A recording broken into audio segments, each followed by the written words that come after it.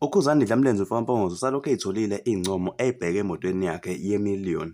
Le moto kusenesikhathi uKhuzani eyithengile kodwa khona abantu abangakayiboni abasafisa ukuyibona. Abantu asebeyibonile le moto benza sure ukuthi bayoshiya uMark kule moto bayincoma. uKhuzani uvela post video. Awu cupha kasiphoqa siyabamba sathathela mashingeni mafika zokushaya kwashanga intombi yalifihle ibhayi.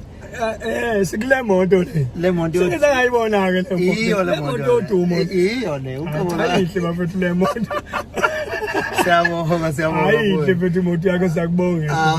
Siyabonga. Into efunakalayo ukuthi umuntu mayekhula akhula ibonakala izinto akhula ngazo. Kungabe nje ukuthi umlomo kuphela. Kodwa izinto okhula ngazo siyibone. Thina ngoba sinawo umona futhi asichemile. Kodwa la kufanele khona sikhulume khona iqiniso, kufanele sikhulume iqiniso. Ngoba ngathi nje uyahlonipha, uyangihlonipha ngempela.